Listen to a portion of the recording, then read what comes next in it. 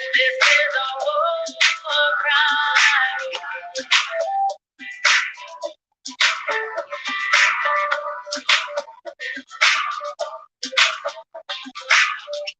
Celestial love.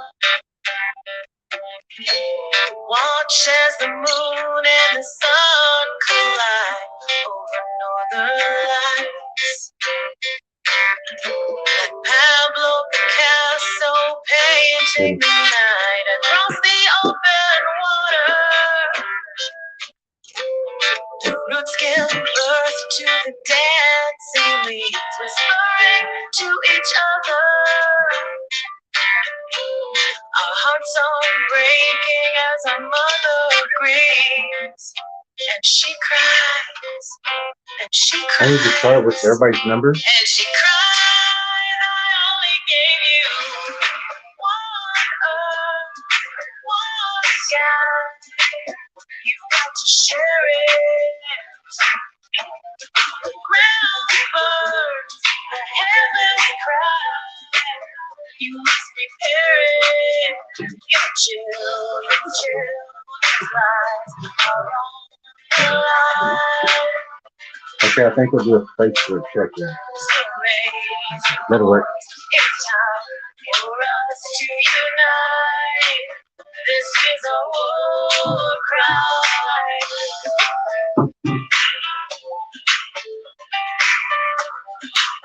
This is a war cry. From the start of creation, she's given all things like sweet salvation. Let's take our wrongs and make it right. Material distractions, blinding our naked hearts from the truth, cause a chain reaction that steals the captive fate of our youth. And she cries, and she cries, and she cries, I only gave you one earth, one sky. You got to share. All right, welcome back, everybody. This is actually a kind of we've been very busy, so I want to do the announcements, make our tracker calls, and then get in with our guests. And it is a very special night. Also, every night is actually, because we have answers that can help with a lot of questions that people have. So here we're about to start. So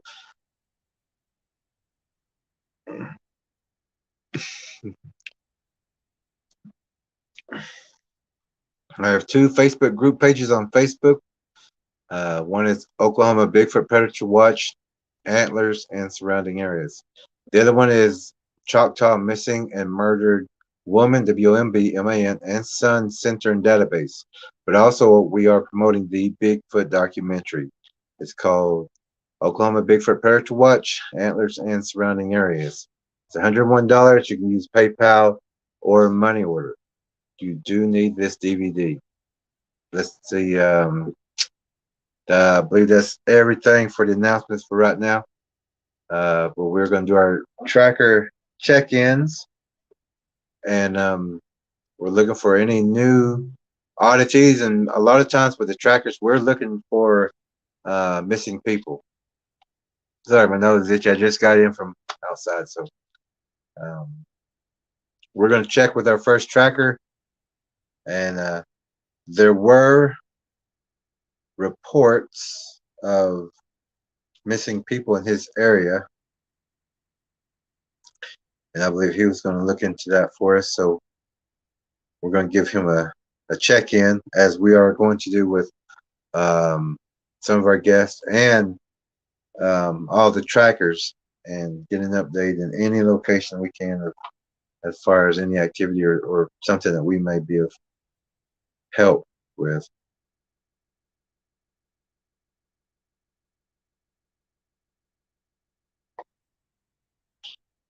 It's one of our first trackers out of Louisiana area. we've been doing tracking in that area as well.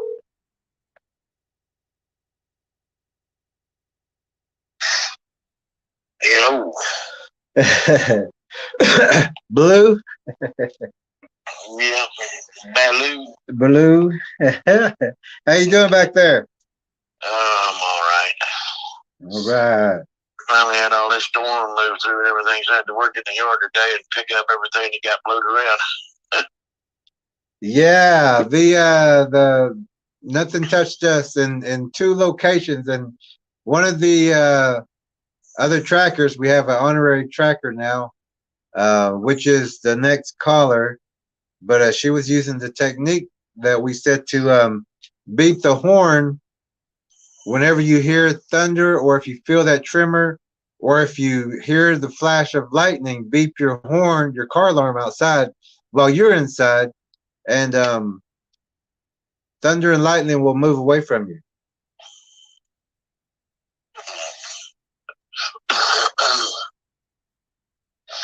Yeah, that's kind of all this rain we got, the wind and all we got. You know, we had a pretty good storm here. Had a lot of trees and stuff down. You know, so it's gonna mess up a lot of our sign now. So I'm gonna try to go out Saturday, see what I can find. I may probably gonna take the canoe and go way down in the swamp. Well, you had thunder, you had Bigfoots at your place. If your place is tore up, you had Bigfoots. Yeah. Hey, did you hear any thunder close to you or feel the tremors? Well, I didn't get a lot of thunder and lightning, but just got a lot of wind and rain.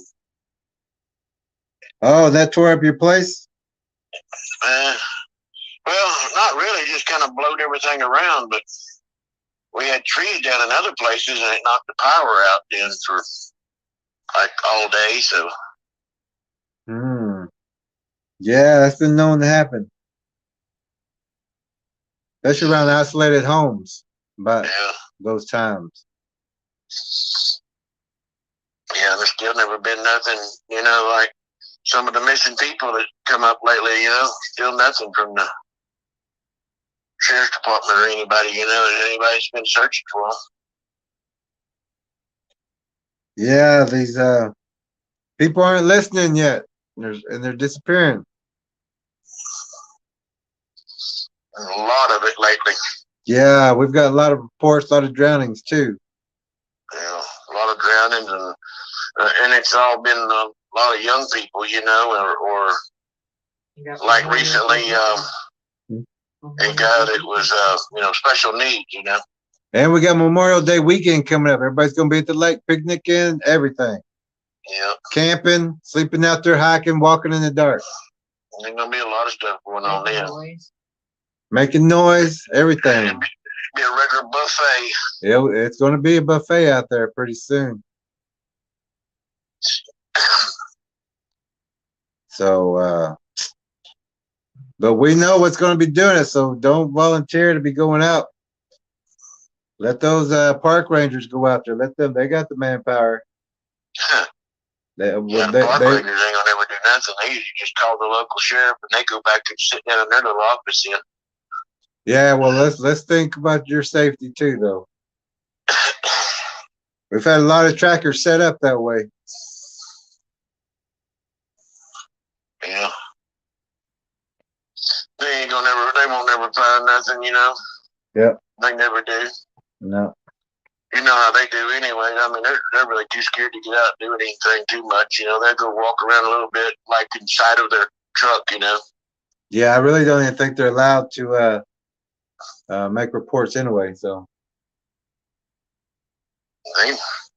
Well, they may be some. They may have some kind of SOP that they don't go out searching. You know. Definitely not report what they find. Well, if they even know what they're looking at. Yeah. I may not even know what they're looking at. They don't. Hey, if you're able to, are you? Oh, you don't have the internet. You're not watching the stream, are you? No, I actually had to stop it while you called. Oh, okay. because our guest tonight too, he's got some important information too about his area. Be interesting for you. Yeah. All right. He's supposed to be on next, huh?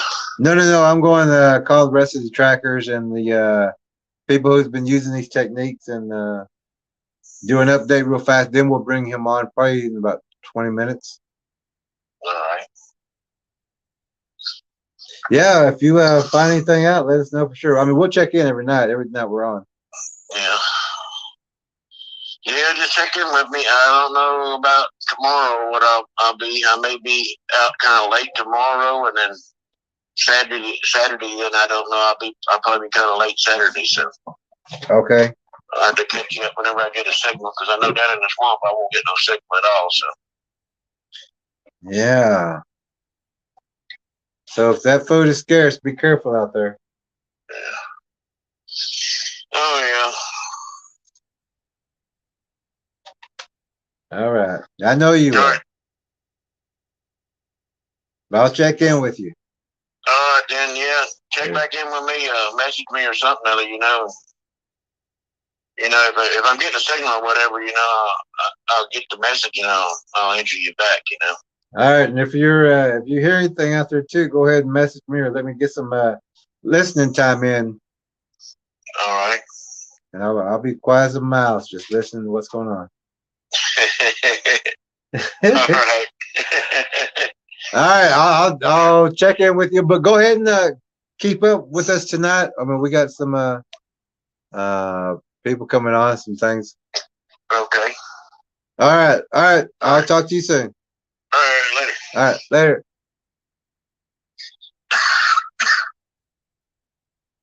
Okay, we just talked to one of our trackers in Louisiana. Like I said, he's one of the best trackers, that we've ever ran across, and he can tell you what's on the ground and what's in those trees. So we're gonna keep up with him, and he's always doing some check-ins and also getting us some updates on missing people. So we're gonna now make another check-in call with an honorary tracker who's now a tracker because she's using the techniques that we've been sharing here, and she's been producing everything that we said would happen.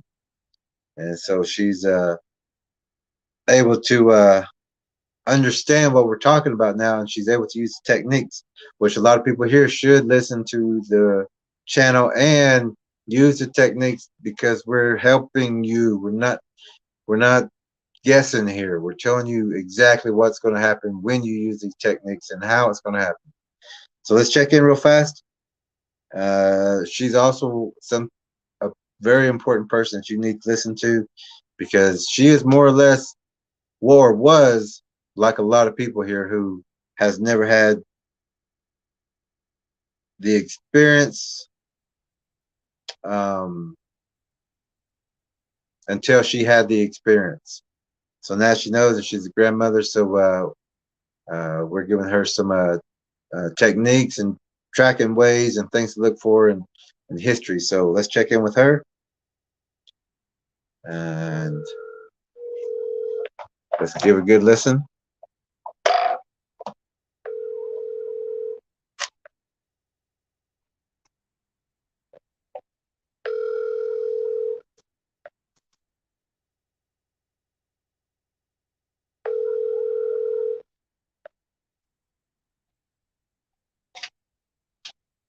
The email. Okay, we're going to give another tracker a call. Let me make sure. I'm sure she'll text us back in just a moment. But we're going to go on to the next caller. I know he's home, but I know he's not out right now tracking.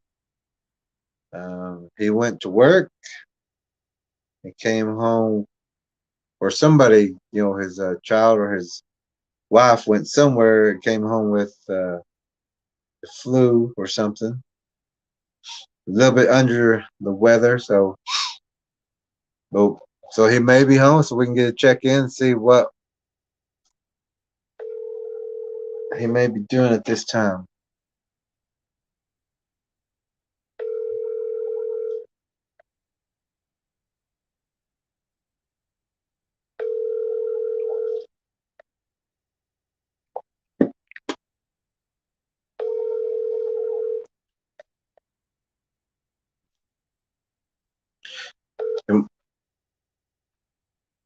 Is that you? Please leave your message for. Okay, so we got another, and he is feeling under the weather, but we're gonna check back with the other one first. But I think we're gonna let him rest tonight.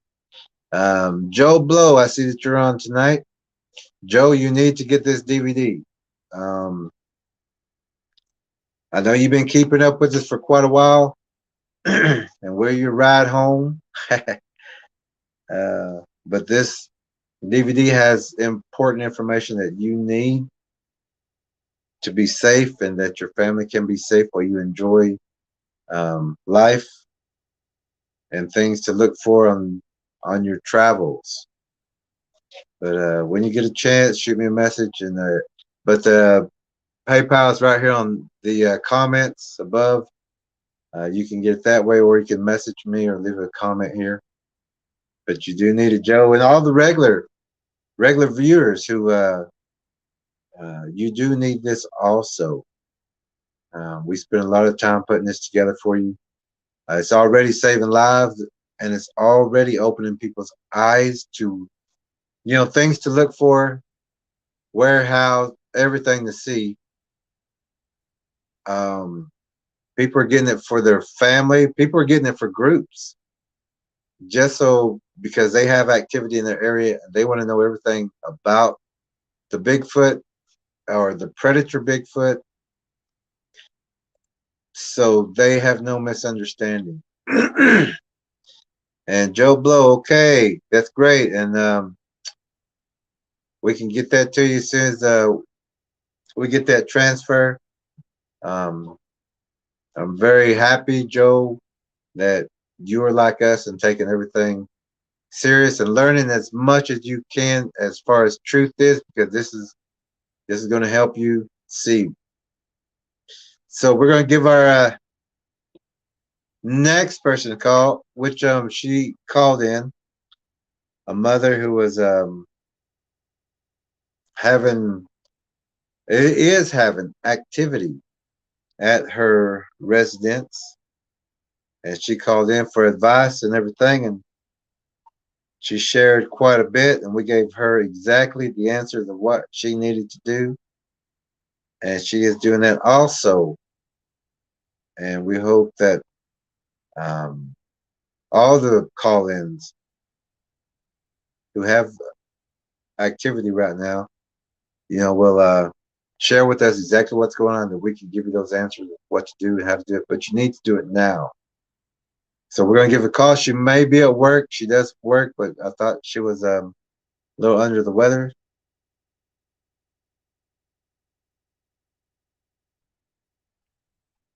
But we're going to give a call and see. And then if she is not, then we're going to call our guest, and we're going to get started with the Q&A tonight from an experienced person. This person, well, once we get to talking. Your call has been forwarded to an.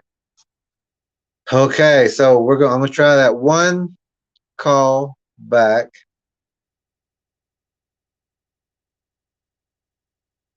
Which no, I'm not going to. They know that we called. And so we're going to get to our guest tonight. Now, this is what I know. He is a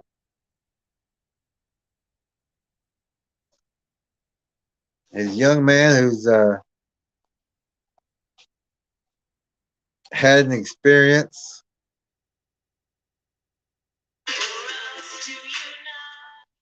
He's had an experience with the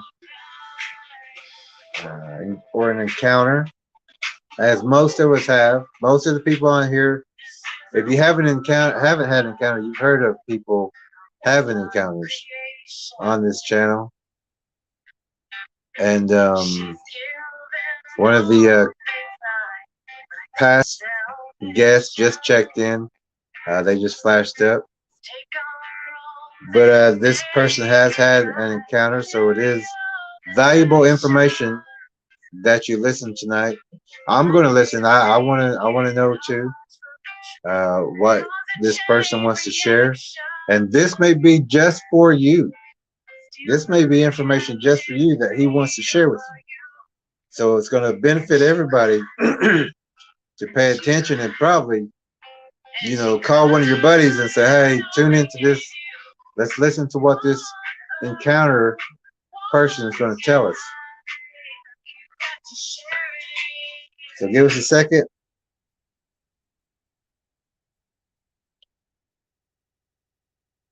We're going to give him a call.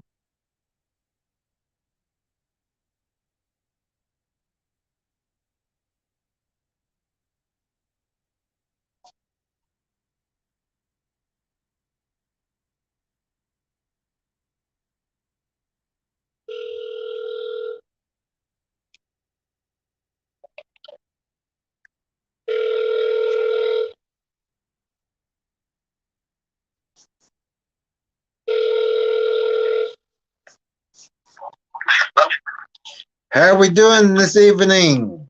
I'm doing good. How are you guys doing? We are doing good. We just got in and got showered up and whoops, hold on, and dropped the phone and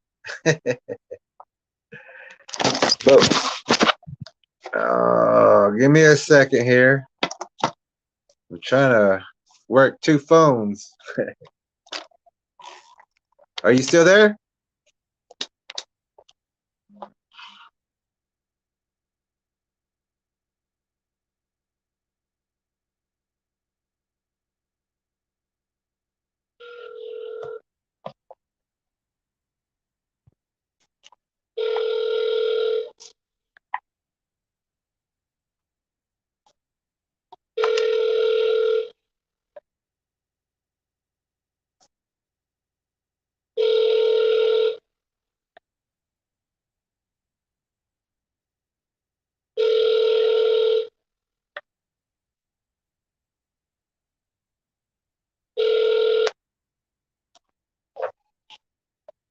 Okay, dropped the phone, of course. And now he's calling back, so give me 1 second. Are you there? No, that was me. That was literally, yeah, literally call drop. I dropped the phone. I'm glad you're in safe and sound. Huh? I'm glad you're in safe and sound. Yeah, we've been doing some observing in this new area, and then we pretty much learned where they would come in and their blinds and everything. And so this is the day, like the waning of the moon, the time to do your grass cutting and things like that. Yep. So we went out there. We waited for these certain days to do all this. Yeah, the full. As a hunter, man, I do not like full moon times. I know what you mean. It's just for some reason when the moon is waning, it's just you get different activity. But yeah. Seems like where I go deer hunting every year, they always start opening day on a full moon weekend. I'm like, dang, motherfuckers. Yeah. Well, the full moon and the blood moon is where the Bigfoots do their most hunting.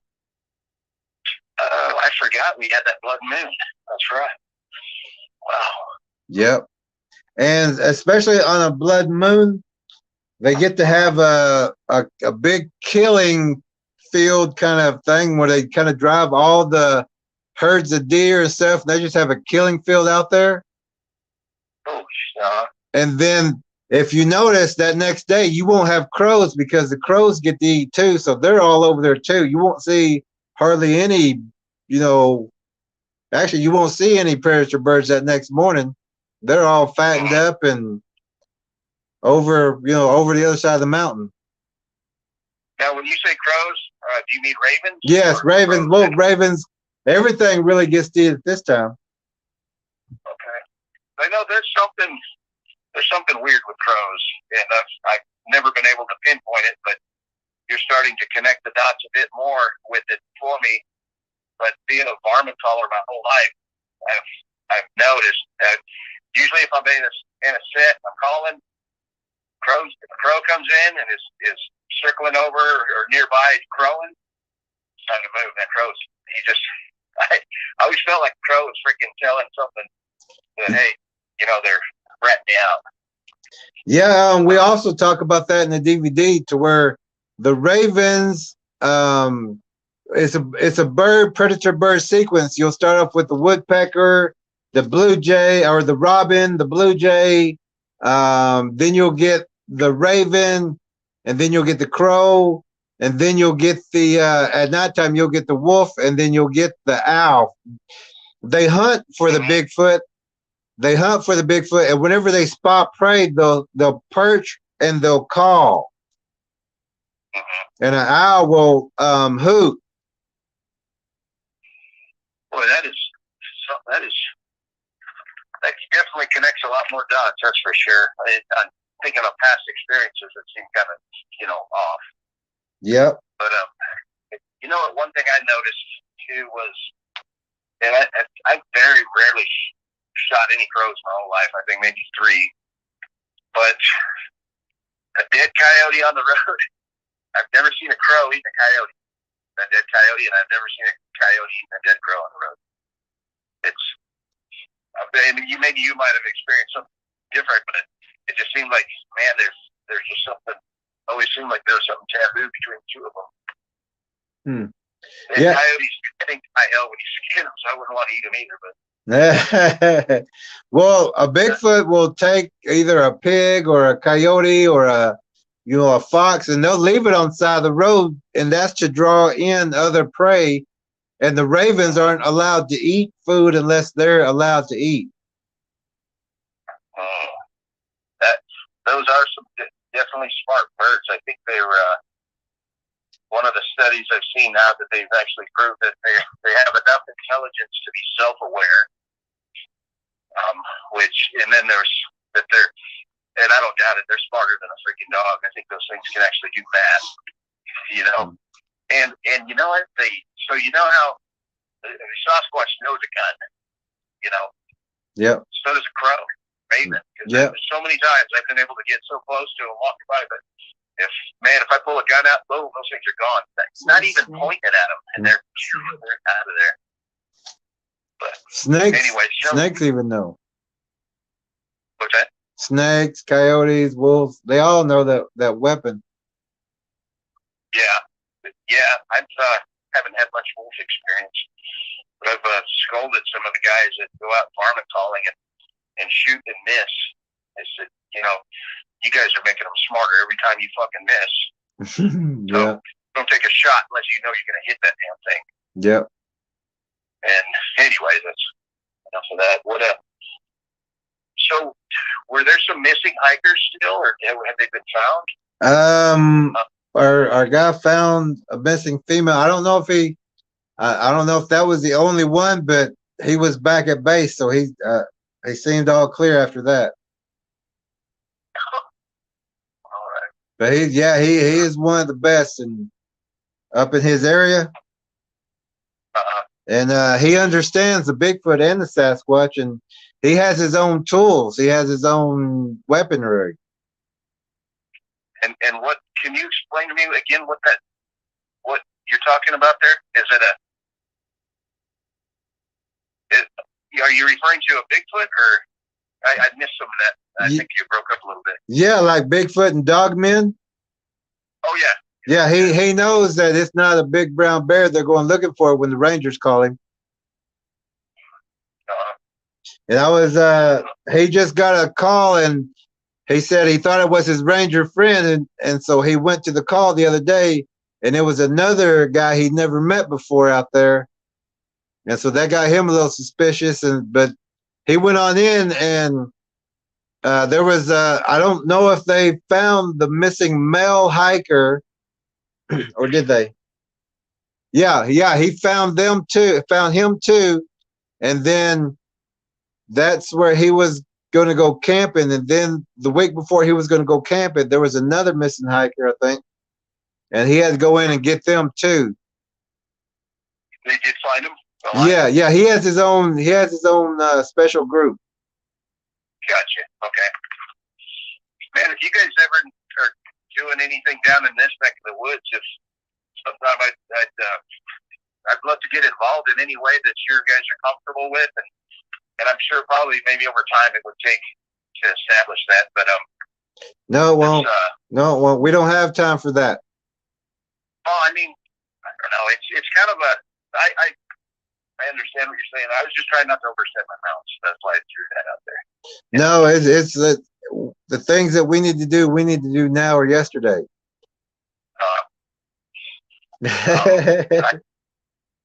One of the things that it occurred to me when Elizabeth pointed out the water thing. You know, doing a lot of reading that. I have, but down here, I've got an 18-foot Zodiac boat for accessing, and I can run some pretty skinny water with it if that ever need be. Okay. You know, I've run around the Angeline River, and it was a tributary to the Angeline that we got ran out of that night a couple of years ago, right before Christmas. So I can run some pretty shallow water and carry pretty heavy loads with. You know, I can haul a lot of people on it, and you know, it's basically one of the Navy SEAL landing craft boats. Oh yeah, I know what you're talking about, but I love hearing you explain it so that people know.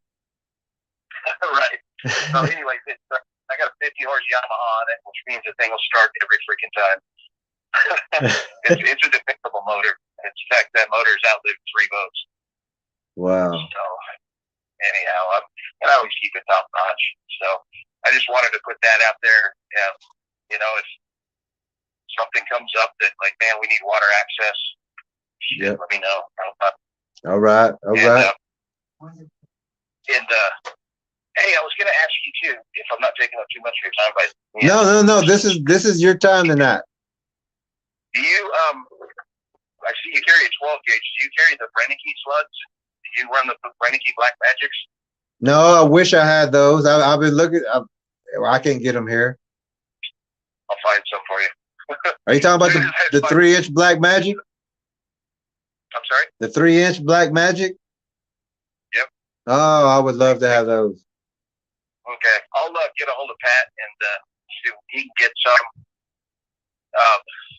And that's all the guys mostly use up in Alaska for bear protection.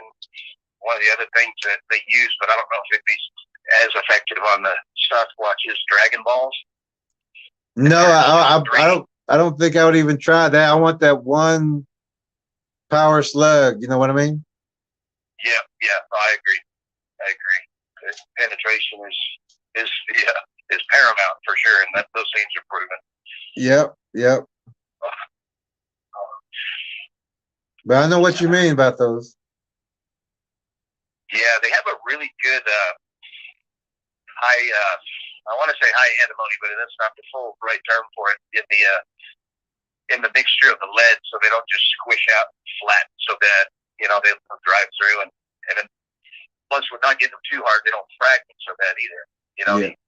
They found a good balance of that because when you get some lead too hard, so to keep it from deforming, sometimes it'll start fragmenting, which is trying to find that happy medium.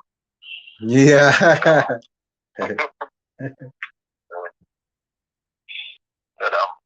So are you guys going to do a podcast tonight? Then if you guys. Oh, wait a minute. We're on now. I thought you knew. Oh shoot! I gotta watch my language then. I'm sorry. it was no biggie. We kind of glided past all that. Okay. Right. You know, I know sometimes you get caught up in conversation and stuff comes out, but it's still, I'll do my best. Yeah, and this is a grown channel anyway. I mean, right. Yeah, and on this channel, you know, there's no like people commenting. Really, everybody is just really here to learn and listen. So we just, whatever questions we get, we just put the answers out there so that everyone hears what needs to be done, when, and what. You know what I mean? Yeah, that's good. It's I guess what I've started categorizing these different pages and stuff. So some people want to be entertained, and some people want to learn.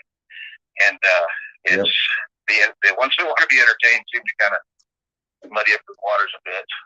Oh yeah. For the people that want. But in looking at Elizabeth's pictures with that, looks like it appeared to be a juvenile on the porch with a hoodie.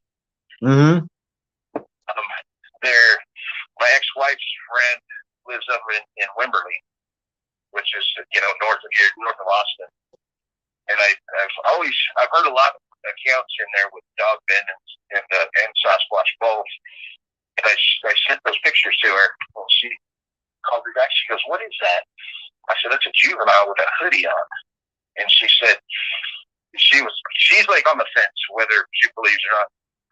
That's fine, But she does follow my guidelines when she's going with my daughter.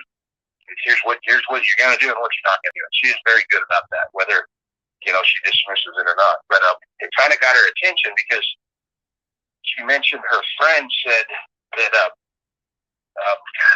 it may have been, I don't know how long ago, it could have been as much as a year or two ago, that they had issue with, they said, a kid running around in a hoodie taking stuff. Wow. That somebody that it was identified as a juvenile that had a hoodie on. And I thought, he said, you know what, that makes a lot of sense, at the apparent intelligence level, why wouldn't they? I mean, it's essentially a form of camouflage. Yep.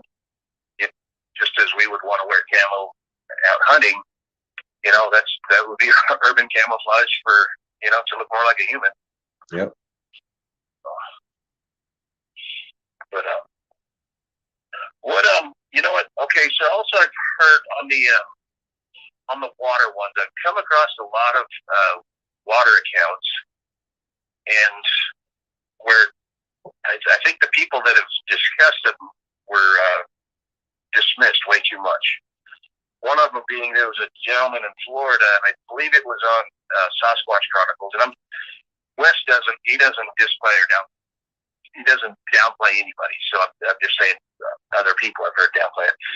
But the gentleman was explaining about, I think he had a cousin down somewhere in Florida, I believe it was in the Everglades, that was finding these big dugout holes underwater and going up inside them, which takes more guts than I got.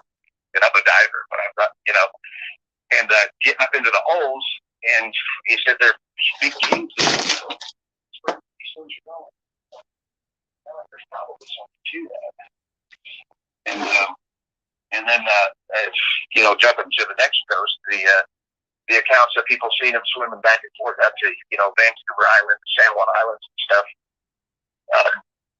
When they're swimming on the surface, he pointed out, he said that head doesn't look much different than a sea lion, cruising along the surface. So, their theory is that they swim across a lot more, and people probably aren't realizing that that's what they're seeing at a distance, which makes sense. You're correct.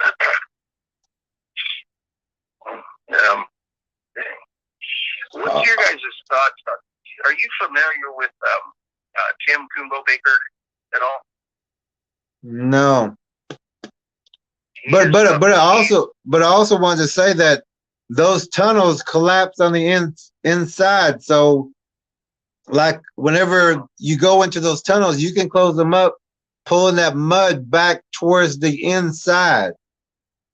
Oh yeah. Yeah. Kind of like a goat feel up his hole when he wants to go to sleep. Exactly. Man. And you also find those under trees that are placed or fallen down. Those tunnels, you'll find those there too. And once you dig, you'll see that they collapse inside. You know what? My buddy and I were just driving back from Florida the other day, and going across I-10, and you're going across the Atchafalaya Basin, and you see some of the trees, and every once in a while you see, the whole root system and the whole tree and root system over. And I thought, wonder, but what you just said with this that's been burrowed underneath, that could very well be what part of that is. Because we also call that Bigfoot landscaping, because they will pick trees up and move them to make up to a better blind somewhere, like especially a housing district or a roadside stop, someplace close like that. yeah, I think there's a lot, even a lot more of that going on than people realize that are, that go out and research. I think a lot of people are, a lot of researchers,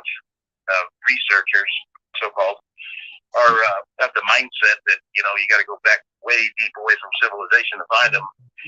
Yet, I can't remember where I heard this guy's account, and it may have been on Sasquatch Chronicles, because that's given me a lot of good food for thought over the years. But one gentleman around Provo, Utah, he was a scout leader, or he was either no. His son was in the Boy Scout troop, which is very common in that culture around there. And one of their troop leaders, there was a discussion about Bigfoot, and the dad, just really kind of scoffed at it and said, there's no proof that those exist. And the troop leader said, well, I challenge you to prove that they don't. And the guy said, it gave me a lot of good food for thought. He said, so I started looking into a lot of things, and the Pandora box kind of opened up a bit, and he delved into it so far, seeking his own answers, and found in a lot of the rural green belts around Provo and in the foothills there, he found a lot of those blinds. And he said, there's big pieces of, tree sitting in a spot that it didn't grow there. And if somebody did drag it there, it would have taken more than one person to do it. And secondly, why would somebody be that motivated to put it there in the first place? And thinking about it, he brought up the point. He said, I think it's, concealment for them to watch us. And, it makes sense. And thinking about that even more, what do the majority of Americans do for entertainment? You watch sitcoms on TV. You're watching other people, watching other people do things. And acting like them. Why a part of entertainment, for them to be watching us? It's, among other things. Is that something that you've come to find? Oh yeah. But I also wanted to talk about, if you look at YouTube, it's called Moving Trees or Walking Trees. And on YouTube, if you look at the base of those moving trees, you're going to see Bigfoot's moving them, but nobody looks at the base or the bottom of the tree. But you'll catch them if you. And they also, wherever the game trails are or wherever somebody's house is, they will also hollow out trees. And they will be inside the hollowed out trees. Wow. We found some like that also, where the game trails are, where they can watch homes. Boy, that sparks another memory I just had, where growing up, there was a couple of different places that I would draw elk or deer tags for in southern Utah. And there's one place in particular that I sat down because really thick stand of pine trees and just a really dark canopy. But there was a really well-used trail through there. I thought, I'm going to sit down here for a while and eat my lunch. And with all the hunting, elk were getting bumped around everywhere. And the place I chose to sit down was it was made for that. There was a log to sit on. There was the log filthy perfect. I had a spot to set my lunch down and my binoculars and aim my gun against. And wow, it like, I don't know, maybe somebody could, but at that time, those weren't things that details that I really looked for that much. But I remember that spot because it was, oh God, it was comfortable. Yeah. And then within 10 minutes, a herd of elk came walking through there. And I was like, wow, boy, this was, perfect setup, stadium seating. It was all cows. I enjoyed the show, watching them walk by, but they never even knew I was there, and they walked within about 25 feet of me. No. Though the Bigfoot sent that herd to you, so for you to get that elk, whatever, and get out of there. That makes sense. They heard, because they can distinguish between a hiker, a camper, and a hunter and a Bigfoot hunter. They can distinguish, and if you've got a weapon, they want to know if you're there for the elk, the deer, the hog, a goose. And they'll continue to send not just that herd of elk, but you'll see a coyote, or you'll see some other wildlife that they send to you. They just want you to, if you're a hunter, there you go, get it and get out of my woods. But if you're not, they want to know too why you didn't take those elk. Are you looking for something else or meat? Well, they were all cows in that herd. If there was a bull in it, even a spike bull, I would have shot it. I love the meat more than meat tastes better than horns to me, so that's always been my thing. Yeah, I'm just saying, expect it when you got a weapon. Expect to see what the wildlife in that area, because they'll herd it to you to see if that's what you're there for. It makes a lot of sense. I think in a lot of ways we've been dumbed down through our society, and maybe 100 years ago we might have noticed that more, but in a lot of ways they're definitely far more clever than we are. Well, we actually, they mimic us, so we actually teach them. So, but it's that people are not observant as like a hunter or a tracker. The people in the cities and everything, they're watching their iPhones in the forest more than they're watching the baseline, tree line movement blurs. Now, you talked about a guy named Tim a while ago. What was the Tim Frazier or Tim somebody? Tim Kumbo Baker. He's been knowing about these since he was about 5 years old. He grew up in Alabama.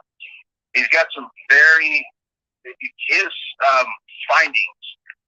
They parallel yours. I mean, it's almost like talking to the same person. But he was the first one, and you reinforced it when he said, and this was not too long ago that I heard him talk about it. He said he had a postal worker tell him one time that the Bigfoot will herd the deer. They'll move their herds with them. And he said, frankly, I thought the guy was just full of crap, but luckily he is of the mindset that he always keeps an open mind, because these things are always going to surprise you with something new. And he said he started noticing that, and where he lived, and I guess he had a house up in Missouri for a little while until he moved back. But he did notice that he started seeing more Bigfoot activity when he started seeing the deer coming back. And he said it definitely gave credit to the guy's statement of that. And when you reinforced it with the more details, it just another aha moment of things that I really appreciate this a lot, because it's in seeking the answers to these questions, there's still having more questions, and it's great to get educated and wise answers from people like you that are doing this. So when I say people like you, I got to say, Jerry,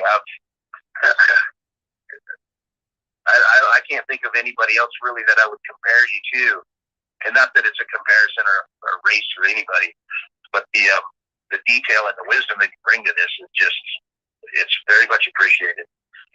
And it's in some ways it's a little startling, but the more you know, the better you can make yourself safe. That's for sure. Definitely, and I was just thinking that a lot of, there's more information on that DVD that we made. That it's just, once you see it, you'll be like, okay, well, of course, Yeah, but we give you the visual too, but you know, people who's had an encounter, you know, we really don't need that visual. You know what I mean? Yeah. But the audio by itself, even if you didn't watch it, if you just listen to it, all the information that is there. I mean, we happen to put a visual with the information because we have that, but people only really need to hear that audio of it. I agree, because on one aspect of that, like my friend David, he wants to see one, and I'm just no, you don't, you know. Yeah. So I know there's a few things that I wish I've never seen.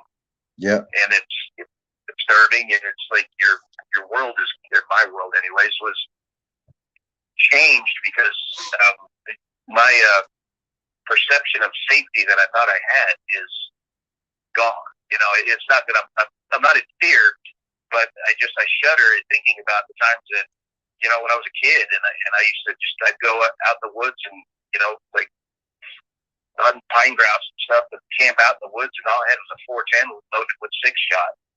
You know, that's about the only good that would have done. That they went down its throat and I pulled the trigger, and even then, you know, who knows? But I thought I was safe. You know, I thought, well, you know, biggest thing around here, maybe a bobcat, and you know, where I grew up, mountain lions did everything they could to get away from you. So I really wasn't too concerned about them. So, you know, and I was aware that of these things, and you know, the first time it was a Leonard Nimoy movie that I saw as a kid, and we saw the first time I saw the Patterson film, and you know, my dad was there with me, and I said, it kind of, you knew it was real. You know, you watched King Kong and Godzilla and all that stuff, and as a kid, you know, man, it's awesome. You think it's kind of real. You saw that, and there was no doubt that was real, and it kind of shook me a bit. And I said, Dad, is that real? And so, I don't know. It's you know, you find out that these things are more widespread than you were originally led to believe in just the Pacific Northwest. You know, as I was getting older, I thought, well, they could walk here. You know, how come they couldn't get down here into Utah? Well, in I think it was 83 or 84, and I saw one, but it didn't look anything like the Patterson film. Thank God, because if I had known that this was what that was, I don't know. I don't know if I could have even gone to school after that. But to me, it looked like an old Aborigine type of man. You know, like Aborigines, like in Crocodile Dundee, or you know, to me, it had that facial look. Plus, it was the silver hair all over it, but it was very sparse silver hair.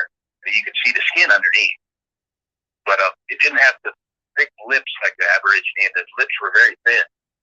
But I just thought, when I turned around and saw it behind me on the trail, off to the side of the trail, it was squatted down. It had one arm on a tree, and I'm glad I couldn't see the whole arm, because I'm sure it was probably a lot bigger than I wanted it to be. And I was a little startled. I said, wow, I didn't expect to see anybody else up here. And I'm probably within maybe about 35 feet of it. And when I said that, I could see his mouth moving. Like, every once in a while, I don't know if you've come across people that when you're talking to them face to face, sometimes some people do that. They'll move their mouth as you're speaking, just lightly. And I noticed it do that, and then it didn't say anything. And so I took a step down, as it was a really rocky trail. So I looked down to see where I was going to put my foot to step down, because I wanted to see more of him. And then when I looked back up, he was gone. So I'm glad he was gone. I'm glad that I had the blissfulness of thinking that wasn't what that was. But, you know, in these later years, I've realized that there's no doubt that's what that was. Mm. So, I don't know. When they say ignorance is bliss, boy. Yeah, we also got to understand that people have to prepare for seeing what they're going to see. Mm-hmm. That patty film, that's a pretty Bigfoot. That's the best you're gonna see. I just, if I could give anybody any advice who's out there seeking these, I would say don't. Because they'll be careful what you wish for. Once that genie's out of the bottle, it's something you can't unsee. And I've talked to you guys about the specific encounter that I had. I'm not really ready to go into that yet. At a later date, I wouldn't mind. But that was a. I wished I'd never seen it. If I could have amnesia to get rid of that, I think I would welcome that. If that makes sense. It showed me that my idea of safety was not reality. These things are everywhere. I mean, they have the potential to be everywhere. They're bigger sometimes than a lot of people realize. When I hear people say, "Oh, yeah, it had to be about 300 pounds," really? Pick up a bulldog. You go pick up a bulldog, and that thing's like barely as long as your half as long as your leg on the ground. You pick that thing up and you feel how heavy that is, and that's animal muscle at a much tighter density. The fibers are so much of a tighter density that like, holy crap, this thing's heavy. Same thing with some of our other farm animals and stuff like that. But when they say 350 pounds for a 7 or 8 footer, I'm like, I'm 5'11", and I played pro and semi-pro football, and I got up to around 280. My best weight was around 250, 265, and usually people would go, "Oh, what you about 220?" Yeah, thanks. No, about 250.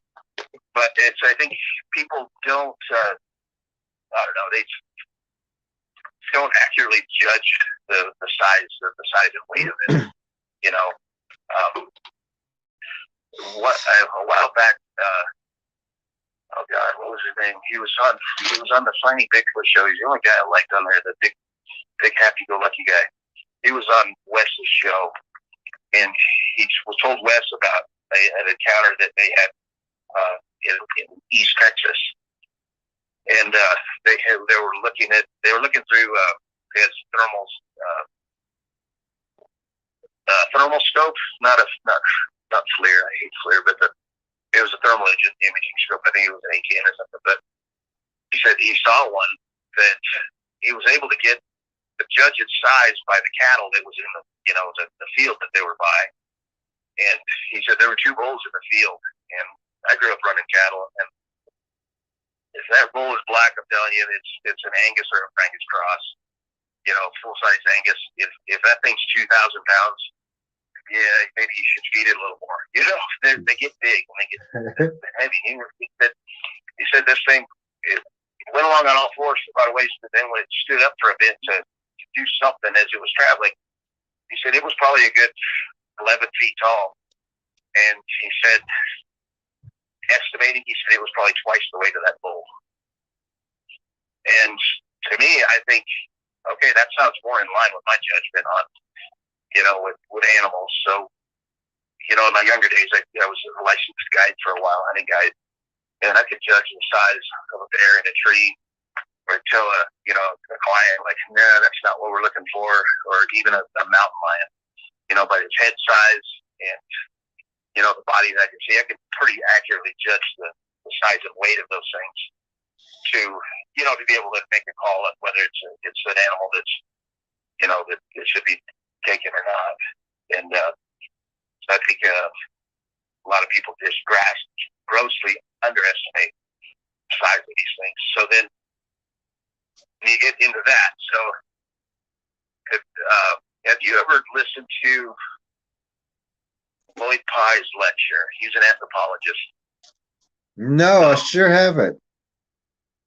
Very enlightening, to a point, and then to a point I'm like, which is fine because he covers a lot of stuff. But then there's another aspect of it that I just didn't want to get into because it was a sidebar. But one thing he was pointing out, and I think there could be some to this, is one of his theories is that these possibly could be what we found to be Neanderthals.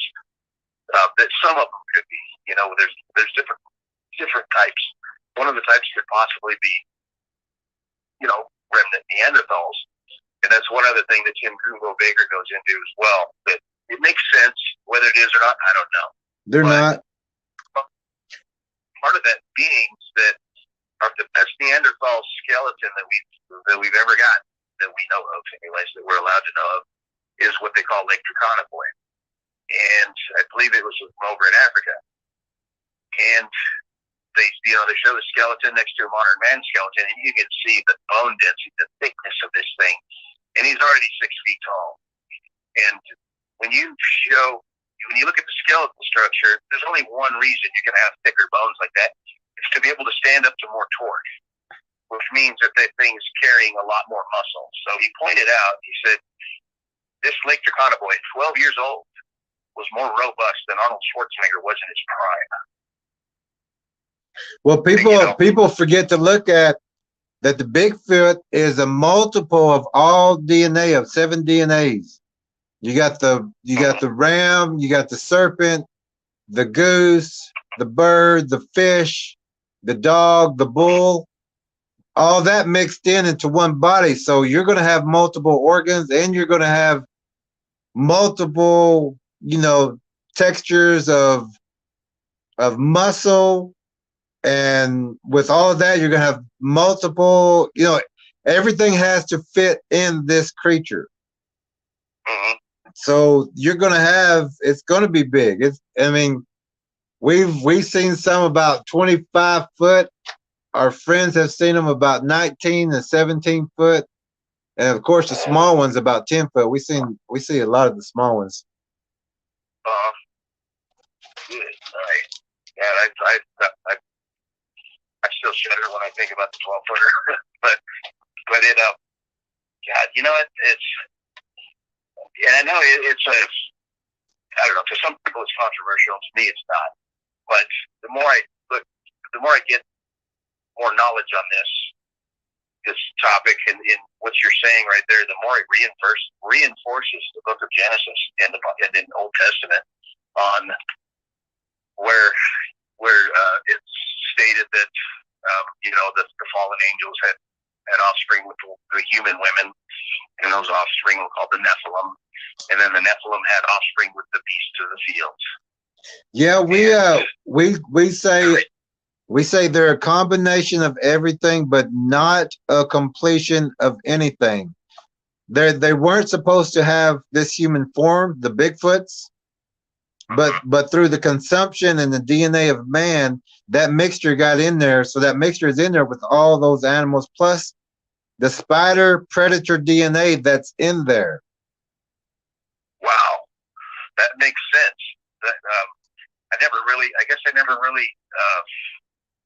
thought about it going that deep, but if it starts at one point, then it's limitless. It could go into all that, which I never really gave that much thought. Yeah, but it makes a lot of sense. And are you familiar with the Genome Project and Melba Ketchum's study and findings on that, with the mapping the genome on what's it all? It was called it was something. Well, I can't remember. I was just going to say that in that DVD, I was interviewed, and I was talking to the interviewer, who is another tracker researcher, and I told him that if you would look for this DNA and not just one kind of DNA, because like I said, it's a multiple DNA, that you will get that DNA result. And he said, we do have that result. Wow. And you was talking about the Nephilim. You have to get into the book of Enoch to understand exactly the spiritual law that was written in there. I definitely need to get that, because the book of Enoch was, for some reason, left out of the Old Testament, correct? Yeah, but okay, let me give you the spiritual law. The law is that there's a third of everything. There's a third. Man is one third. The beast is another third, and Jesus is a third. If anybody is in the forest and they're getting attacked or whatever, and they start praying to Jesus, that Bigfoot or those Bigfoots will leave that person alone. But if the other ones don't, they can eat those, or they can pray to the beast, and the beast has its decision on whether it wants to let this person go or not. But that person belongs to that beast. And the other one is to man who stands on his own ground and faces everything down, knowing that he is man and the original. Then that man is the original man. So man has his own right in that third. Domain over all the beasts of the earth, correct? Yes. So by that, which my faith is strong, and so by that, our armor of God would be stronger than anything, even that the beast could come at us with. Correct? With that.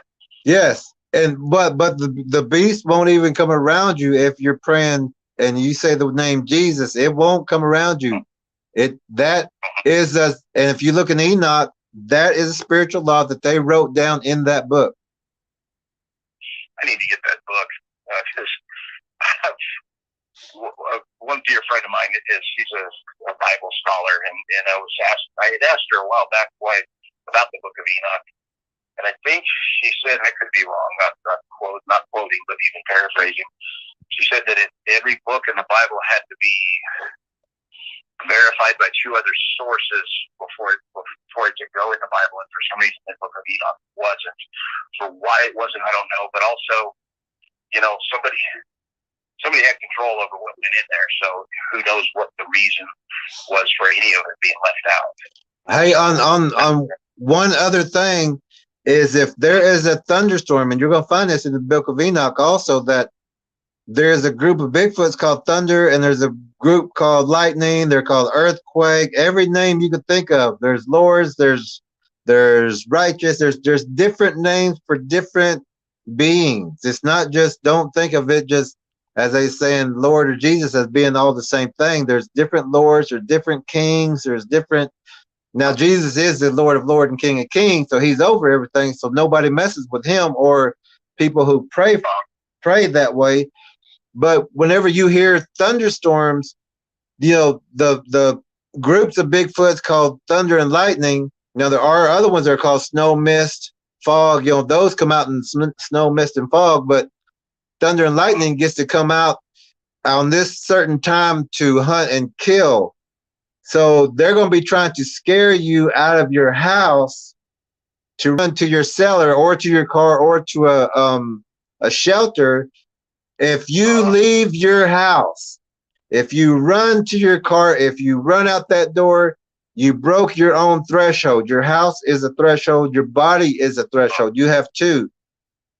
But if you run to a cellar, you're fair game, and they will destroy your house, rip your trees down.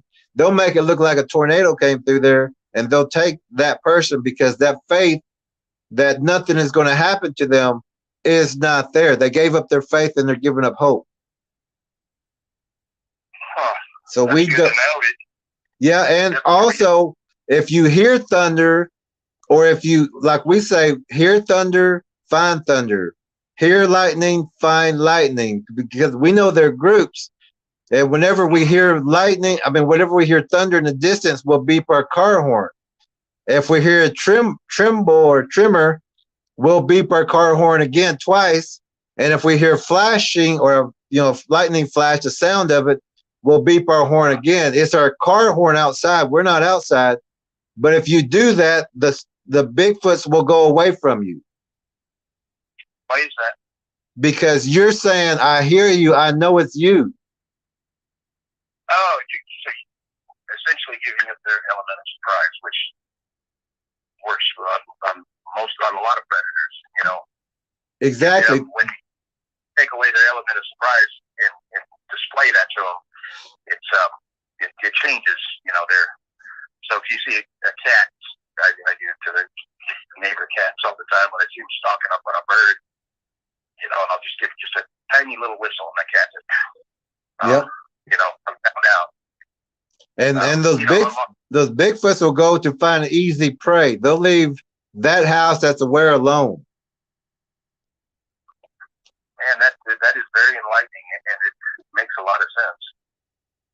Next time you get Thunder Line and do it, and then give me a call and tell me it worked.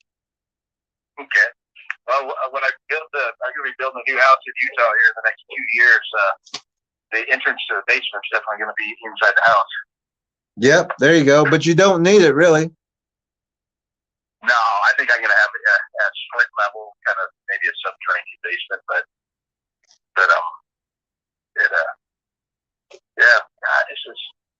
seriously, I deeply appreciate this knowledge sharing, and look forward to after we're offline, I'd like to talk to you about purchasing the DVD. Okay. And I just wanted to talk about it offline for personal reasons, but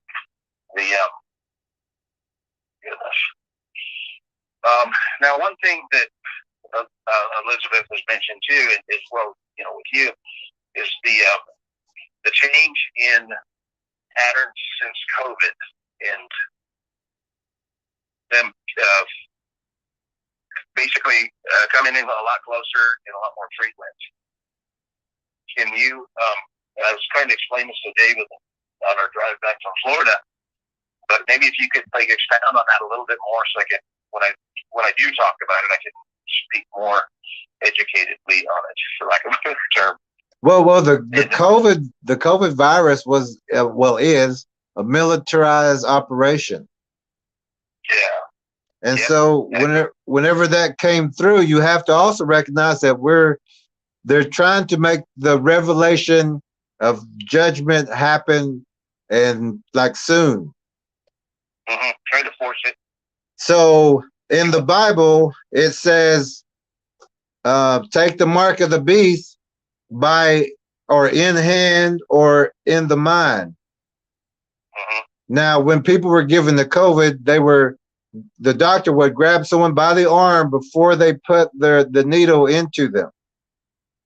Uh-huh. That is in hand. Now they stuck it up people's noses. That's in the mind. Really? That's in the mind. The test that goes up the nasal into the brain, mm-hmm. That's in the mind now. Now they shut down all the parks. During the COVID, you couldn't go out to the parks for fresh air. They'd rather you be indoor in the Walmart catching COVID than out getting fresh air. Yeah. So they shut everything down. Now people are not going out. So now there was an influx of Bigfoots in 2020. That's when they really started coming out, because there was nobody at parks, driving the highways, no deliveries. Nothing was moving at night, and they were moving everywhere. Mobilization. Mobilization. And they came in the darkness.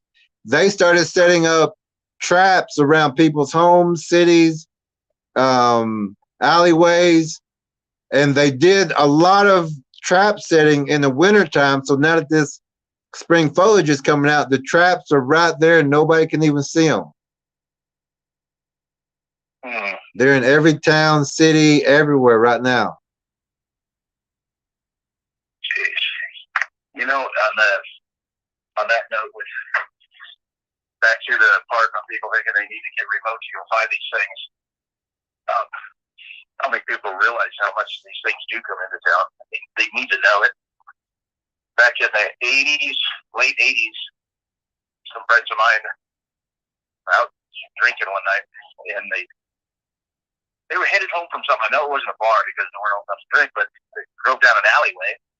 This was a town in Utah, and saw one of these things standing by a dumpster, and then it crouched down by one of the cans next to the dumpster, and I can't remember that. I think first it might have thought it was a bear, so they go barreling towards it with the car, and the thing jumped up and took off running down the alleyway.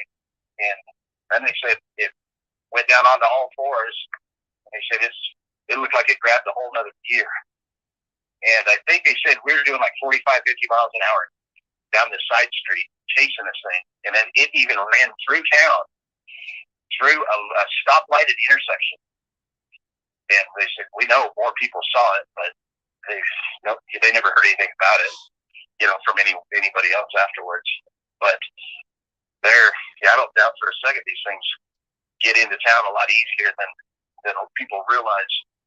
One gentleman, Scott Carpenter, he was explaining about, and this was an encounter that somebody had in Oklahoma City. It was somewhere near downtown Oklahoma City that somebody had reported seeing one of these things, and he said, all you people poo-pooing that these things couldn't be in the city, that they misidentified something, it was probably a bum or something. He said, let's look at this. So he pulled up Google Earth, Oklahoma City, and zoomed in to the pinpoint on where these people said they saw this thing. And he said, now watch this. He pointed out a very feasible trailway that, railroad tracks and green belts, that right there, that thing, plenty of cover to get from the outskirts of town to near downtown. And I believe it. I wish more people would believe it too. I think that's part of the problem when people think that the forest protectors and stuff. Well, no, they can be out in the forest, obviously, but I don't think they're going to stay there. I don't think they're just going to stay out there and they're plant freaking hemp and shit. They're they're going to come into town. Why not? There's food in town. There's coyotes in town. People in town. Plenty of food. Yep. Plenty of homeless. Plenty of people drinking and passing out in alleyways. Mm-hmm. I think there was a few years back when it was around San Antonio. Not on the outskirts of it. A lot of homeless people were reporting seeing one. And, it was on the news, and of course the news did what the news does, is, they turn it into a punchline when it should be a warning to everybody, but, that's media. So, but I look forward to the message getting out more that people need to, these things don't want to sit down and play cards with you out in the forest. Yeah, I don't know. I mean, as I guess you would say, Indian people, we always hear, other, I guess you would say, another race saying, well, the Indians say they're forest, protectors, but that's not what our people say. Our people say they take children, they eat our people, raid villages, they kill, rape women, rape the animals, everything. My mom she was part Kickapoo, which it took me forever to find where Kickapoo came from the Oklahoma area, I think south of Oklahoma. Yeah. But anyways, on that, the one elder I was speaking, it was a Navajo elder, which I briefly mentioned to you. He brought up that the Apaches there in Arizona, they don't say, leave them alone. The Apache believe and kill everyone you see. Everyone you get your hands on, yep. And the Navajos, I think they were more, what he said, what Alex said was they, try to avoid them, stay away from them, and, don't shoot them unless you have to. If you have to, try to shoot them in the leg first to let them know that you mean business, and hopefully they'll run away. But there was one incident out by Window Rock that a gentleman shot one in their barn. They thought it was a bear getting in their barn eating sweet feed. So he waited in the barn with his rifle, and when it came in, he shot that thing right in the head. Wish I knew exactly who it was. So I send him a Christmas card every year. Yeah, I'd send one too to him. Right. But we also got reports of the Navajo, and there's a lot on that reservation. On the Navajo, you said? Yeah, we're getting a lot of reports over there.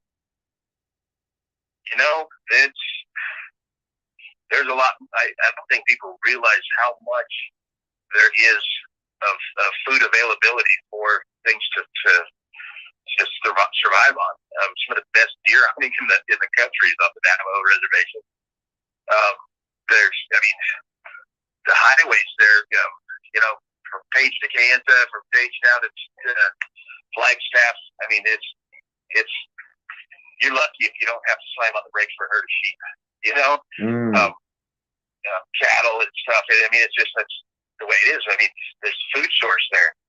There's a lot more water there than people realize. You know, I can go into just about any dry wash there, and even down around Phoenix, and I could probably within a quarter mile, I'd be able to walk and find a spot that I could dig and get water, drink fresh water. It's you know, there's something that I think there's definitely a lot there, and that was one I heard an account, but I might have read this account of it was between Page and Kaibito that somebody saw one run across the highway and it had a flannel shirt on. Yeah, and which goes along with just reading more about your details on the fact that these things do this. You know, and you know, if the opportunity is there, it's once again this camouflage. You know, even if it's camouflage for a split second. You know, like that split second is what's needed for a predator to make its kill. You know. Your first look, you know, you for example, say if you see something coming up alongside you, and it's a big hairy man, yeah, you're scared shitless. But yeah, I mean, oh, it's got a shirt on. What's going on here? This, you know, just that split second, that shirt could be enough with all that meat to be able to, you know, to make a more effective attack. It's just my thoughts, anyway. Yeah, and actually, it's the more baldish, or some Bigfoots will even pull hair out to be more baldish to get into the cities. And they'll find the homeless. They'll take, after they eat, of course, they'll take the dusters and the trench coats, even top hats, you know, to get closer to that next one. And they can also run up to 55 miles per hour for at least 5 miles. I am not surprised at that in the least. That doesn't surprise me. You guys have antelope in Oklahoma? I'm sure you probably do. Somewhere, not around here. We're running scarce on a lot of animals here. Well, the antelope, you know, people, you know, anthropology and stuff, they list them at 45 to 50 miles an hour. I think it's much faster. I've hunted them a lot, and yeah, I mean they're fast. And I you know, with the guys that I spoke with about that one they ran down in the alley in Cedar City, they said that thing hit 45, 50 miles an hour. And that thing they said it was only about 5 feet tall, so obviously juvenile. Yeah. But my bad encounter, my assessment of looking at those two, that I was about 50 yards away, and if that had charged, I would have. If it had charged me first, I would have only gotten off one shot. There's no doubt that thing could have covered that 50 yards before I could have gotten another shot into the chamber. But it would have been the perfect shot, though. Yeah. Oh, yeah. Your shot would have been guided. Yeah. Your shot would be. Your shot would be. A normal person wouldn't have been. You know, at that time, I was.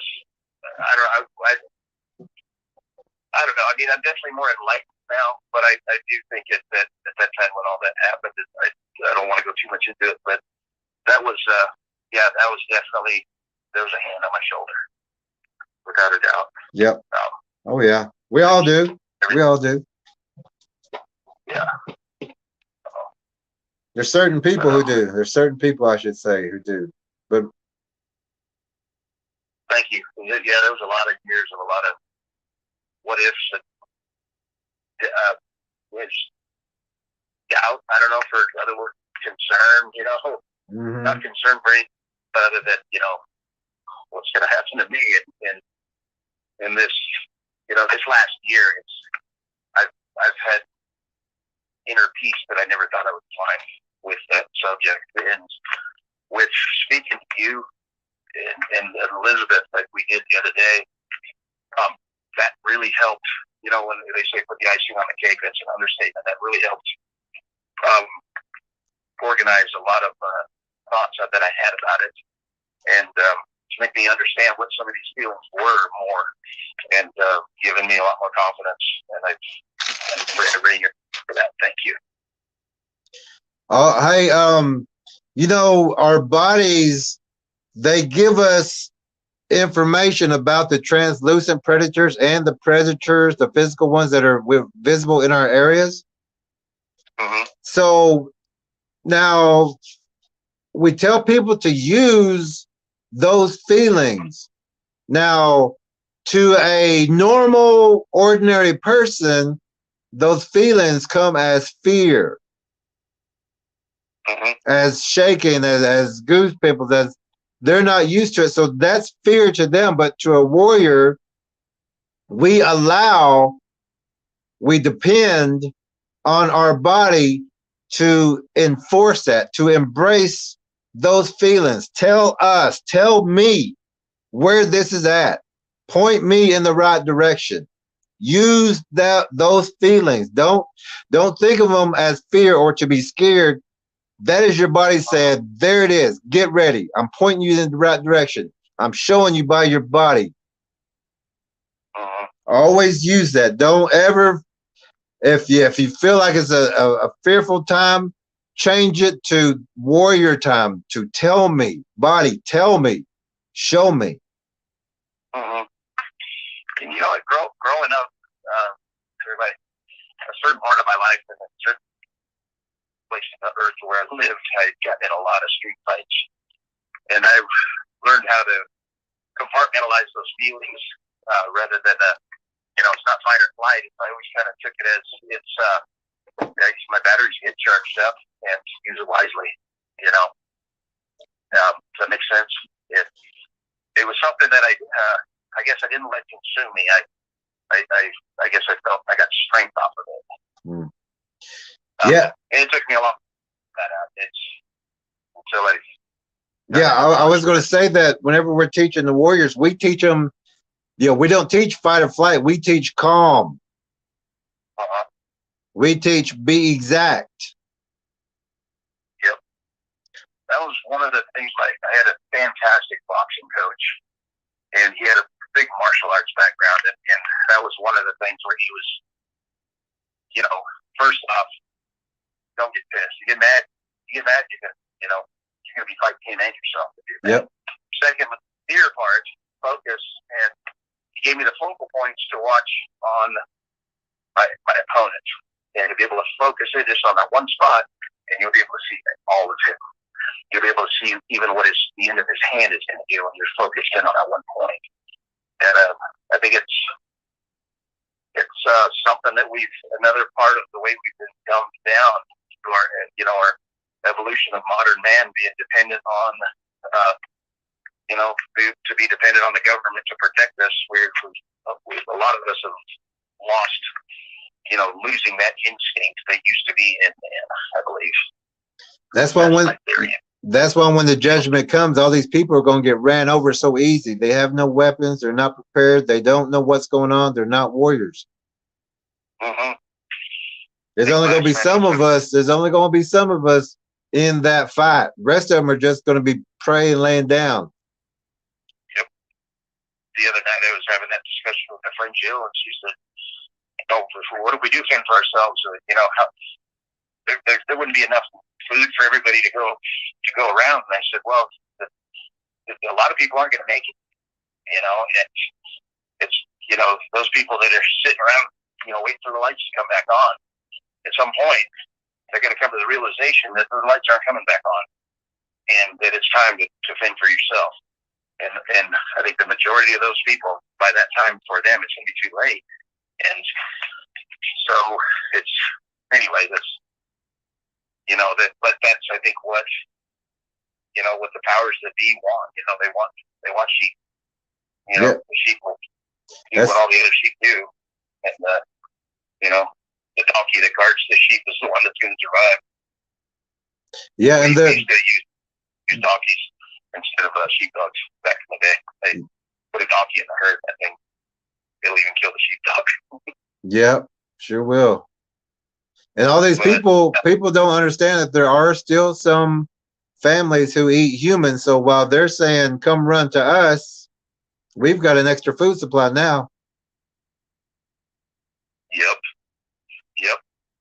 And also with these Bigfoots, whenever we teach, there's no such thing as fear, and those are just things that are projected into us, or something that we remember. But to another Bigfoot, that vicious, sharp-toothed, drooling face is a normal face among Bigfoots.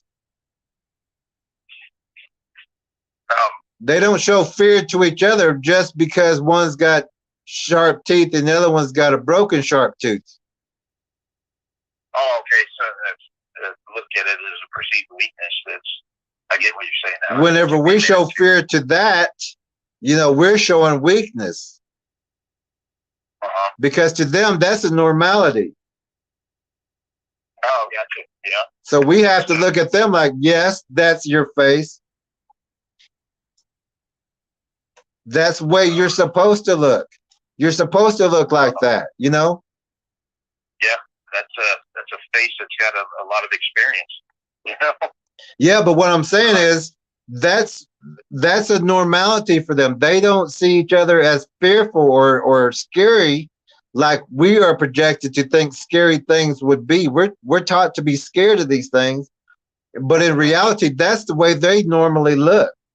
So there shouldn't be any fear because that's what we're going to see if we see them. That's their normal look. So it's like seeing a dog or seeing a elk or seeing a bear. They're all different, but that's the way they're supposed to look. So there's no fear there. Don't show them that. And it's people don't realize their fear is even if they got the best poker face in the world. A predator can feel that vibration. They can feel that. They can feel the different emotions, and and that's part of, I guess, what falls into the people that don't have that feeling or whatever or knowledge, or I don't know what to label it as, but those are the people that are definitely going to be the prey, Yeah, and like a friend reminded me that the Bible it says to not fear them at all. Yeah, and that was one of the other things that through this whole journey has strengthened my faith so much that I went through a phase in these last, I don't know, couple of years. It was up until the incident over here in East Texas that was like it rattled me, but not it. I felt like it made me like, no, I'm gonna. But anyways, the strengthening my faith, there was with what was it that went in Joshua, or that to go fight the Canaanites. That God said to go fight the Canaanites, and the Canaanites had slain everybody. But I know it wasn't Joshua. I'm thinking of the wrong name. But anyways, by faith, because God told it, He said, I will guide you and I will make you triumphant. And by faith alone, He went and defeated the Canaanites. And when I say faith alone, that kind of maybe sounds like it minimalizes it, but I don't mean to, because it actually, that's the strongest thing you can have, because it comes down to as well, God gave man domain over all the beasts of the earth, and I, for one, am not going to give that up. And also, don't ever give up or lose hope. Right. That will get you through. Yeah. You know, there's a lot to that I wish more people would understand. The you ever, you know, the other day, Elizabeth had sent me a couple of these pictures, and it was the Conan pictures, which so Conan was in Brought to Life by Edgar Rice Burroughs, fantastic author. So was Tarzan, and as a kid, my childhood it was odd, and my escape was getting out, getting away. You know, if my chores were done, I'm going camping. I don't care if it's February or in Utah. I'm surprised I didn't freeze to death a few times, but I learned how to survive. But anyways, one of my other escapes was reading all these books. You know, the Tarzan books was what really, I didn't hardly read any of the Conan ones, but the Tarzan ones really, I learned a lot from that on the philosophy of not giving up hope. And there's so many different times that that he's facing death, even by himself. But that he always clung to that one thought of, well, I'm not dead yet. I'm not dead yet, but I can still do something. And he did. And I know it's fiction, but the philosophy of it, in my opinion, the philosophy is real. Because I believe where the mind goes, the body's going to follow. And you know, if you lead it with despair, that's where your body's going to go, into despair. If you lead it with victory, you're going to be victorious. Yep. Always remember too that your will is located underneath your belly button, which is at that waistline. And this is a big thing for warriors, because nobody can make us do anything. We have to will ourselves. We have to move our legs. We have to move our body to go into these certain places. So we don't allow anyone else to make decisions for us. Anything that we do, we have to will ourselves to do it. So we are the ones in control of ourselves. Okay. that reinforces more even yet. I'm glad to hear that. There was a little saying that I always kind of say sometimes is, you know, I don't ever want to stand in the way of free will, except for when it comes to my daughter. You know, I'm going to guide her in the right direction, but still, as an adult, you know, will is free will, and that's especially like this kind of came down to a relationship a long time ago I was in, and I said, you know, I'm not going to beg you to stay. Because if I do, and you stay for that reason, then I don't want you here. You know, I want you here because you want to be here. If you want to be here, by all means, leave. Yes. It's fine up there. I do not begrudge that. Yes. You know, and then a month later comes back and I'm like, man, no, you left one this month for me. But you know, it will. Man, we could sit around a campfire and talk forever. Yeah, we could get into spirituality and everything. I would love that. Hopefully we can sometime soon. I would love that. Yeah, you know, some of the trackers, we was talking about getting together and, you know, pulling a group together and, you know, everybody just sit around and have a little talk. Just share thoughts, yeah. I had two friends a long time ago. One of them since passed. They were twins, but they did not look anything alike. They were called the Cherry Brothers, and I heard them one time say, "Hey, man, let's go up on the hill and do some thinking tonight." I thought, I knew exactly what they were talking about, because I've sat in, same thing with my brother. He sat in the truck at midnight, you know, ate a mushroom or two and had a few beers and sat there, and our minds solved all the problems of the world. And it's therapeutic, and especially sitting in front of a fire. That's the best TV ever made, you know. Yeah. Yeah. All right. What God, I know I should have written some things down. Whatever. I'm gonna have some more things that I want to talk about and share thoughts on, and maybe sometime in the near future we can delve into you know, the one experience that really shook me. And but I would like to probably do a call before it, Before we get into that, if that's okay with you. Oh yeah, of course. And we'd love to have you, share more information, because these people, I mean, the people out there need to know that people have been further than other people, I guess you would say. Uh-huh. Yeah, up to your neck and shit. Yeah. And No. and we got some other guys who are in that and has done similar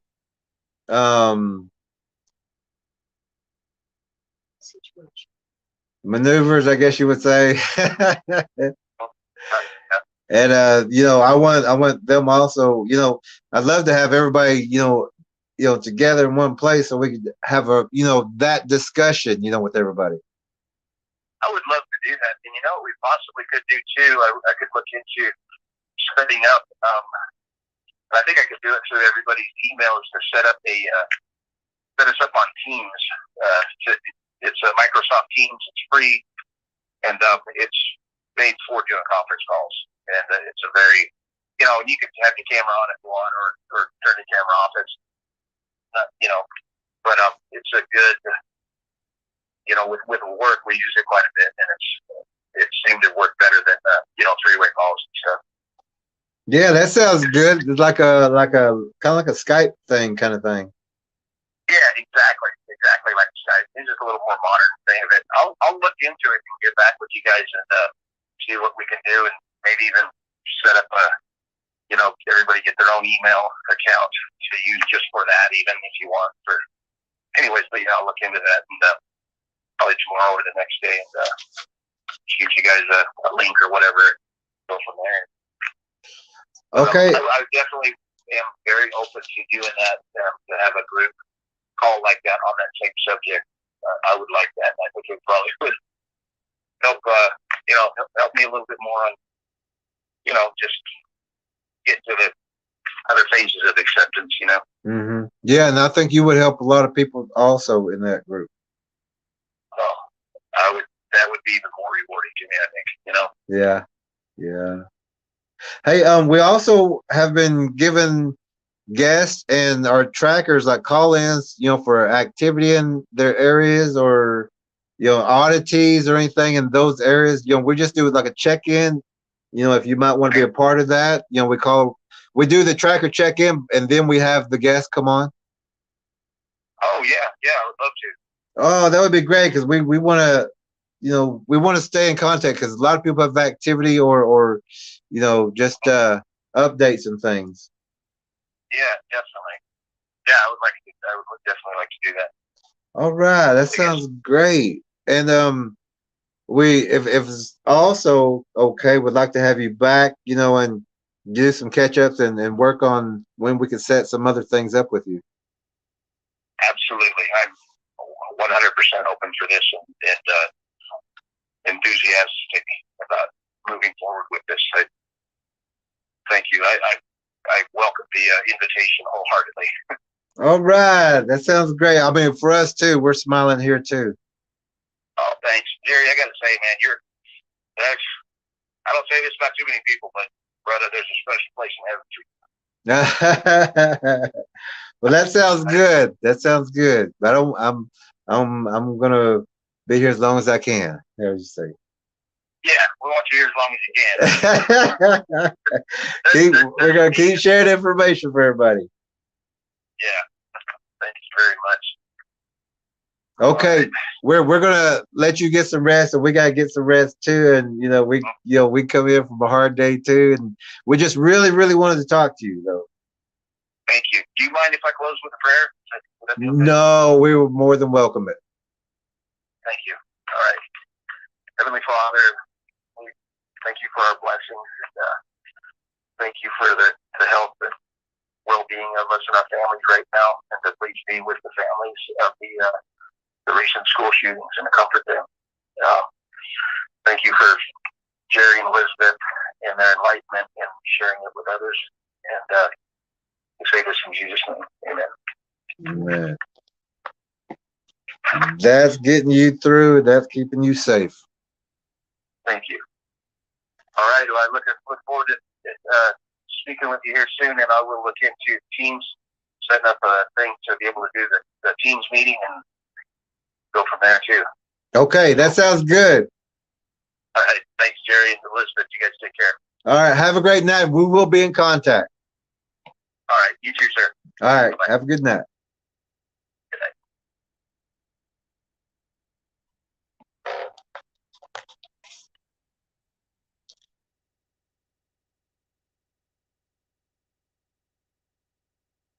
Okay, our guest tonight, a very important person, as well as all of our guests.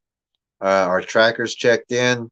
We got good reports. We do have one tracker that we're going to have to message again.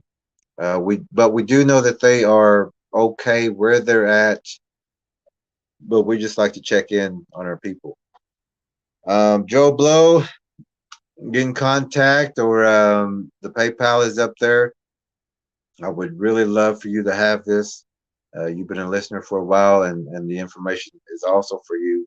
It's for everybody, but it's the people who's been paying attention, who's been listening and learning, using the techniques that we've been sharing and giving to people to be safe out there. You need the DVD. That is, let me put this up one more time. This right here in the bottom is the Bigfoot documentary, Oklahoma Bigfoot Predator Watch, in parentheses, Antlers and surrounding areas. And there is a PayPal link. Also, the PayPal link is in the comments. We're going to have other guests, and we're going to have more information that we can get to you to help you. To us, these are serious matters. This is what we do. We don't go take vacations, holidays, birthdays, and things like that. This is what we do because we know it's serious, and we have friends and families in these areas that we're helping. We're also, if you do have an encounter or questions, I believe we're also going to be setting up a Q&A night, just so everyone can come in and comment, leave a question. But I would say get the DVD first and then come in because if you have a question after that, I'll be surprised. So everyone have a great night. We will see you tomorrow night, 7 p.m. With new updates, tracker check-ins, and I believe we're going to have another special guest tomorrow night. I'm not sure who was scheduled for tomorrow night, but and I hope we didn't overschedule one tonight because I think we have one for Thursday. But anyway, we'll take care of that. We will see you here tomorrow night, 7 p.m. Central Time Zone. Thank you very much. Be safe out there. Get the DVD and learn everything correctly. Have a good night.